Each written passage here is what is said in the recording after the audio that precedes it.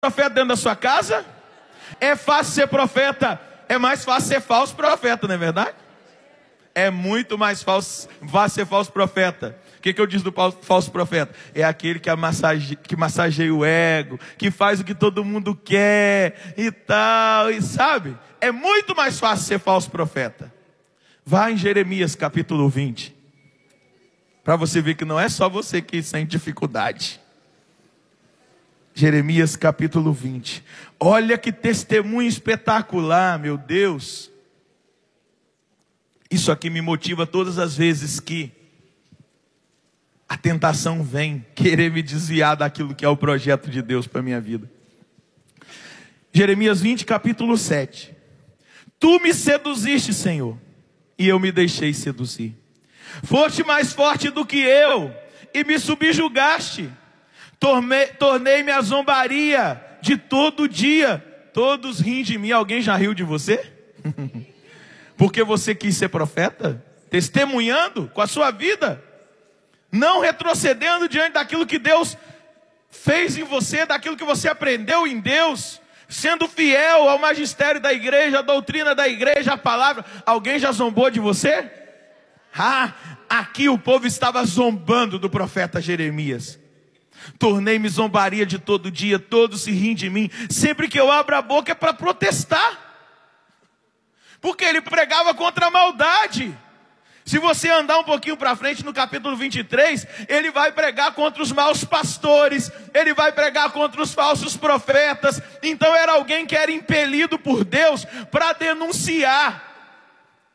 Você já tem alguns pregadores que receberam assim: Deus me deu o ministério da denúncia, e quando Ele manda eu denunciar, eu denuncio. Eu não tenho medo, denuncio, seja o que for. Mas tem pregador que ele só tem o ministério da denúncia, que você vai é só lapada, é cacetada para todo lado. Tem hora que tem gente que fala assim: eu já não aguento mais levar pancada, eu não vou mais ouvir a pregação desse cara não. Não é assim? Jeremias era desse tipo, era só lapada, só cacetada, só profecia, só denúncia. E aí ele vai dizer: eu sempre abri a boca para protestar. Eu vivo reclamando, mas é ele? É o espírito profético que o impelia. Eu vivo reclamando da violência e da opressão contra o povo, porque ele denunciava os reis, ele denunciava todo mundo. Eu poderia agora denunciar todo mundo aqui, que eu estou vendo aí que estão fazendo tudo errado na corrupção. Hoje não é a direção que Deus está me dando para essa pregação, mas se Ele der, eu vou fazê-lo. E ele fazia isso. Eu vivo reclamando da violência, da opressão. A palavra de Deus tornou-se para mim vergonha e gozação todo dia. Veja o drama do profeta. Veja o drama que ele está vivendo para ele ser autêntico. Ser profeta é ser autêntico. Ser profeta é não desviar nem para a direita e nem para a esquerda. E aí ele vai dizer: pensei, nunca mais hei de lembrá-lo, nem falo mais no seu nome, no nome de Deus. Mas parecia haver um fogo a queimar-me por dentro, fechado nos meus ossos. Tentei aguentar e não fui capaz. Diga para você: não resista. Você não vai aguentar. Deus vai vencer você. Seja profeta. Tenha coragem. Tenha coragem de ser testemunha autêntica. Tenha coragem de ser testemunha dessa verdade. Tenha coragem de, com a sua vida, meu irmão, abalar as estruturas dos lugares onde você estiver. Tenha coragem. Tenha coragem de, com a sua vida, abalar. O Frei Raniero vai dizer: a evangelização tem necessidade vital de um autêntico espírito profético. Somente a evangelização profética pode abalar o mundo. Somente essa força profética pode abalar as estruturas onde nós estamos. Eu preciso ser profeta dentro da minha comunidade. Você precisa ser profeta dentro da sua comunidade. Você que é médico, seja profeta dentro do hospital que você trabalha. E não tenha vergonha de dizer para os médicos que lá estão que você é contra o aborto, que você é contra a eutanásia, que você é fiel à palavra de Deus, que você é fiel ao ensinamento da igreja. Não tenha medo. Você que é deputado, vereador, prefeito, presidente, seja lá o que você for, não tenha medo de não se envolver na corrupção e de ser fiel à palavra de Deus. Isso é profecia, é isso que abala o mundo, é isso que transforma. Só que olha, é vergonhoso dizer, mas no meio da corrupção lá em Brasília, se você for fazer uma pesquisa, são evangélicos e católicos que muitas vezes estão envolvidos na corrupção. Cristãos, aonde está o espírito profético que abala e que pode mudar as coisas? Nas nossas cidades, nos nossos estados, na nossa nação, dentro da nossa igreja. Nós somos chamados a ser profetas. Nós somos chamados até mesmo a entrar nessa crise. Todos riem de mim, todos amam de mim. A sua palavra para mim é causa muitas vezes de vergonha. Mas eu não consigo te resistir, Senhor. Eu não consigo te resistir. O Senhor é mais forte do que eu. Esse fogo me consome por dentro para eu testemunhar essa verdade. Mas a profecia, ela só vem a nós diante da retidão da nossa intenção e da nossa disposição de orar, de se colocar diante de Deus. Porque quando nós oramos, nós nos submetemos a Deus. Porque sem oração a gente não consegue se submeter à vontade de Deus. Sem oração, nós somos como o diabo, insubmissos, desobedientes. Só consegue obedecer à voz de Deus aquele que ora, aquele que se coloca diante de Deus. Só é profeta aquele que tem a reta intenção no coração e aquele que tem a disposição de orar, de se colocar diante de Deus e buscar de Deus aquilo que Ele quer revelar, aquilo que Ele quer falar, aquilo que Ele quer manifestar. É só pela oração que nós vamos conseguir dar o nosso testemunho profético. É só pela oração que nós vamos conseguir abalar as estruturas, as realidades. Diga: Senhor, nessa hora eu quero pedir o dom da oração. Nessa hora eu quero pedir a força do seu Espírito para que o meu testemunho seja autêntico e profético, para que os dons que o Senhor me deu não sejam guardados, mas sejam usados por Ti, Senhor. Que o Senhor me use como instrumento profético. Que o Senhor me use para ser sinal de contradição. Que o Senhor me use todos os dias para que eu faça unicamente a Sua vontade. Diga: eu quero, Senhor. Eu preciso, Senhor. Eu tenho necessidade. Gente, eu quero partilhar com vocês algo de um documento que marca a vida da Canção Nova, chamado Evangelii Nunciandi. Foi esse documento que lá no ano de 77, se eu não me engano, entre 76 e 77, Dom Afonso de Miranda, que era o bispo de Lorena, chamou o padre Jonas, Monsenhor Jonas, entregou esse documento na mão do padre e disse: faça alguma coisa, que esse documento aconteça. Comece pelos jovens, porque é mais fácil. Esse documento é sobre a evangelização no mundo contemporâneo. Paulo VI escreveu esse documento. E veja o que Paulo VI vai dizer: nunca será possível haver evangelização sem a ação do Espírito Santo. Sobre Jesus de Nazaré, o número 75 do documento, esse Espírito desceu no momento do batismo, ao mesmo tempo que a voz do Pai: este é meu Filho amado, no qual eu ponho as minhas complacências. E aí ele vai trabalhando a realidade da ação do Espírito Santo na vida dos evangelizadores, para que eles sejam usados profeticamente na evangelização e para que a evangelização tenha eficácia.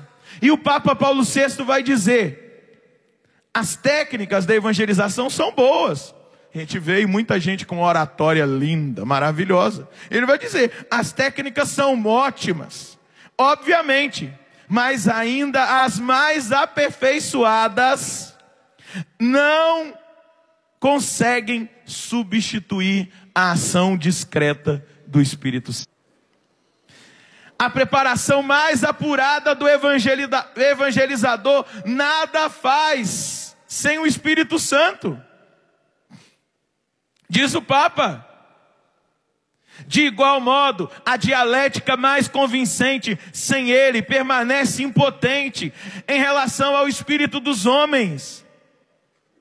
E ainda, os mais bem elaborados esquemas com base sociológica e psicológica, sem o Espírito Santo, em breve se demonstram desprovidos de valor, ou seja, não tem eficácia. Tudo que nós fazemos na evangelização, se não tiver a ação do Espírito Santo, não terá eficácia. Eficácia mesmo que a palavra de Deus, ela tem a sua eficácia própria, mas vai ser um falatório sem ação nenhuma. A pessoa vai falar e não vai convencer ninguém, porque sem o Espírito Santo nada acontece.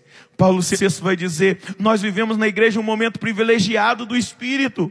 Procura-se por toda parte conhecê-lo melhor, tal como a Escritura o revela. De bom grado as pessoas se colocam sob a sua moção, fazem-se assembleias em torno dele, aspira-se enfim a deixar-se conduzir por ele. É um fato que o Espírito de Deus tem um lugar eminente em toda a vida da igreja, mas é na missão evangelizadora da mesma igreja que ele mais age. Não foi por acaso que a grande renovada para a evangelização sucedeu na manhã do Pentecostes, sob a inspiração do Espírito Santo. Se não tiver a ação do Espírito Santo, se não for na ação do Espírito Santo, se for simplesmente nas técnicas de oratória, nos conhecimentos dialéticos, psicológicos, sociológicos, seja o que for, teológico, não vai surtir efeito se aquela pessoa que preparou, que gastou tempo até mesmo ali na preparação, ela não for e não se colocar à disposição do Espírito Santo para aquilo que ele quer fazer, porque senão vão ser palavras humanas. Por isso nós precisamos ser cheios do Espírito Santo. E aí o Papa vai dizer no número 76, outra coisa, aquilo que eu já disse para você, mas agora eu vou falar com a linguagem que a igreja vai falar para nós: testemunhas autênticas.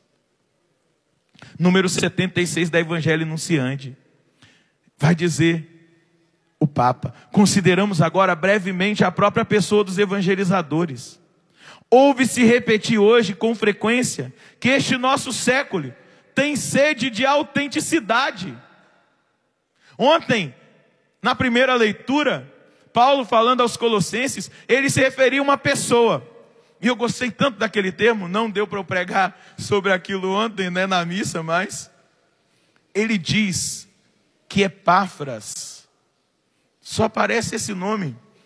Lá uma vez, a gente não conhece muito Epáfras, mas Paulo diz que Epáfras era uma testemunha autêntica do Evangelho de nosso Senhor Jesus Cristo. Olha que elogio.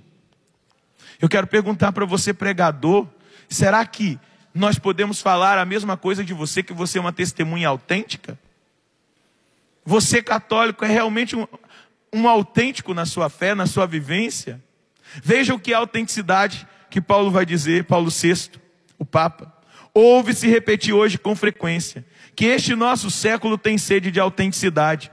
A propósito, estou vendo aqui os irmãos que trabalham com jovens, deixa eu falar para o Adriano Gonçalves, deixa eu falar para o Peter que está aqui, deixa eu falar para o Emanuel, para o Dunga, para aqueles que trabalham com a juventude diretamente, para o meu irmão Padre Edmilson, nos Jovens Sarados.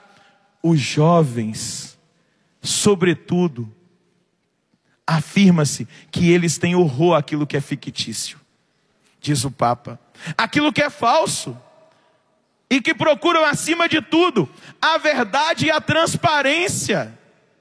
Veja o que o Papa está dizendo.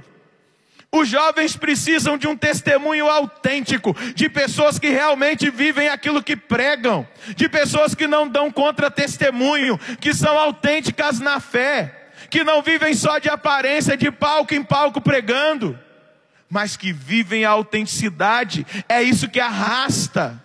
Eles não gostam de ficção, eles não gostam daquilo que não é transparente, daquilo que não é verdadeiro. Mas não é só os jovens, você também não é assim? Você não gosta do que é autêntico?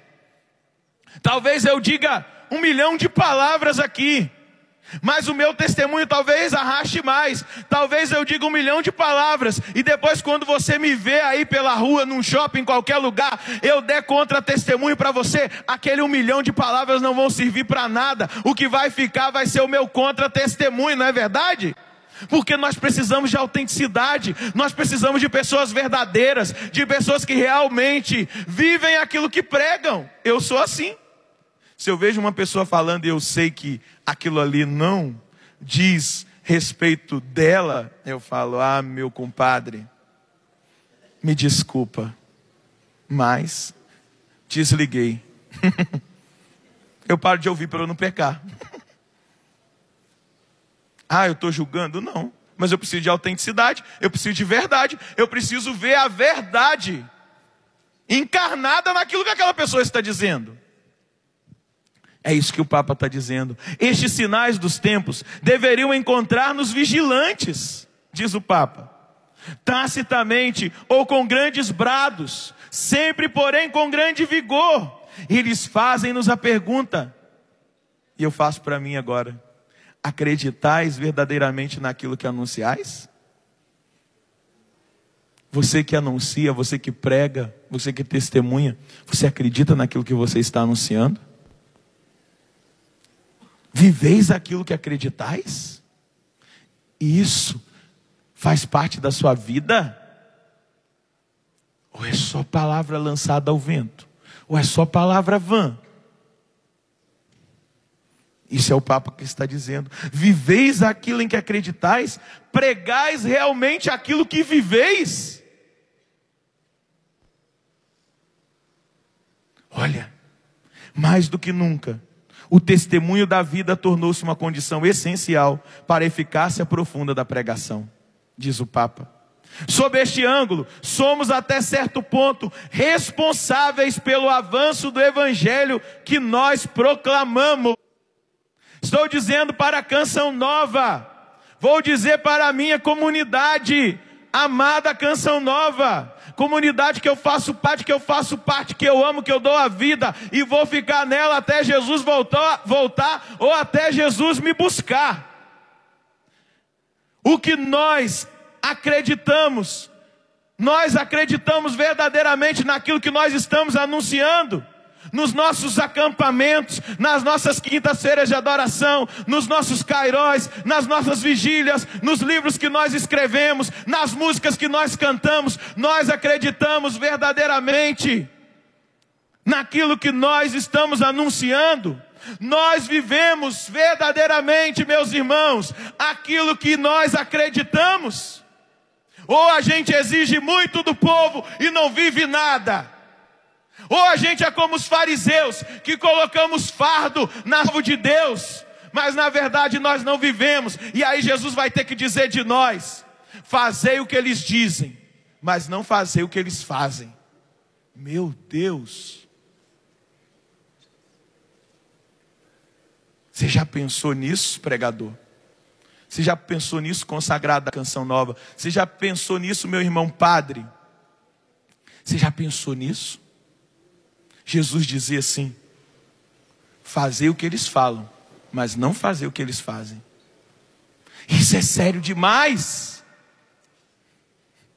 E eu não estou falando palavras minhas, estou falando a palavra da igreja. Só estou me questionando e questionando os meus irmãos.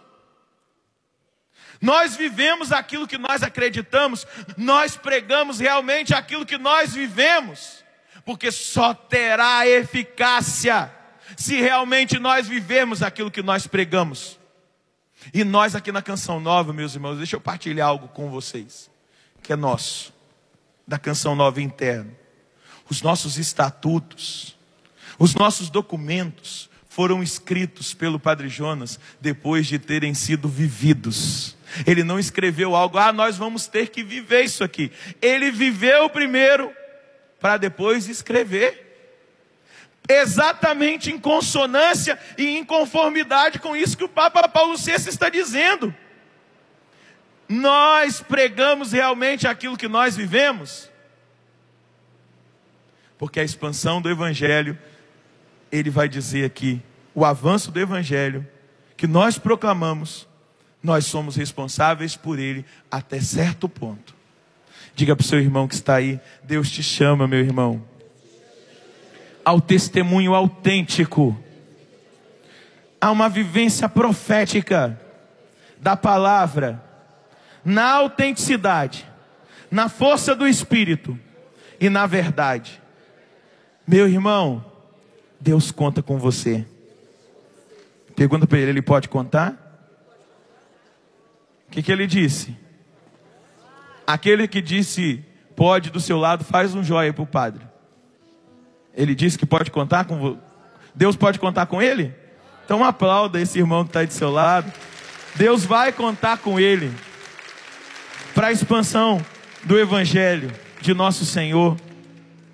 Para terminar, eu quero trazer, para terminar com a Bíblia, com a palavra, eu quero trazer para você Atos dos Apóstolos, capítulo 2, versículo 37. Atos dos Apóstolos, capítulo 2, versículo 37. É o relato dos atos depois da pregação de Pedro, cheio do Espírito Santo, falando aquilo que ele experimentou, que ele viveu e que ele vivia. A palavra vai dizer: quando ouviram isso, ficaram com o coração compungido e perguntaram a Pedro e aos outros apóstolos: irmãos, o que nós devemos fazer? Pedro respondeu: convertei-vos, e cada um de vós seja batizado em nome de Jesus Cristo, para o perdão dos vossos pecados, e recebereis o dom do Espírito Santo. Pois a promessa é para vós e vossos filhos, e para todos aqueles que estão longe, todos aqueles que o Senhor nosso Deus chamar. Diga para o seu irmão, a promessa é para todos os filhos, é para todos aqueles que estão longe, todos aqueles que o nosso Deus chamar. Dá um sorriso para esse irmão, diga: a promessa é para você, é para a sua vida. O chamado de Deus é para você, é um chamado à conversão, é um chamado a ser testemunha, é um chamado a ser cheio do Espírito Santo. Com muitas outras palavras ainda, Pedro lhes dava testemunho, versículo 40, do capítulo 2 de Atos, e os exortava dizendo: salvai-vos desta geração perversa. A nossa geração é perversa? Que essa palavra se atualize hoje na sua vida. Você que está aqui e você que está em casa. Salvai-vos desta geração perversa. Olha só, os que aceitaram as palavras de Pedro receberam o batismo. Naquele dia foram acrescentadas mais ou menos 3.000 pessoas. Ou seja, com aquela pregação, 3.000 pessoas se converteram, porque era autêntico. Ele pregou aquilo que ele experimentou. Ele estava cheio do Espírito Santo. Eu quero convidar você a ficar de pé agora. Quero pedir para o Peter cantar essa canção e nós vamos orar a Deus pedindo essa graça. Agora ergue seus braços lá no alto. Eu preciso de ti. Eu preciso de ti, meu Senhor, meu Senhor. Declara isso: eu preciso de Ti. Sem Ti eu não vou muito longe, Senhor. Quero caminhar contigo. Fala para Ele. Quero caminhar contigo e não mais andar sozinho. Eu preciso de Ti. Você, meu irmão, você, minha irmã, canta. Canta com força: eu preciso. Eu preciso de Ti, meu Senhor. Eu preciso de Ti. Quero caminhar contigo. Declara, irmão. Declara, irmã. Quero caminhar contigo e não mais andar sozinho. Eu preciso Pegue os seus de braços Ti. e tu vem, Espírito Santo. Por isso vem, Espírito Santo. Mais uma vez, ó, vem. Ó, vem, Espírito Santo. Mais uma vez, peça. Ó, vem, Espírito Santo. Vem, Espírito Santo. Ó, vem, Espírito Santo.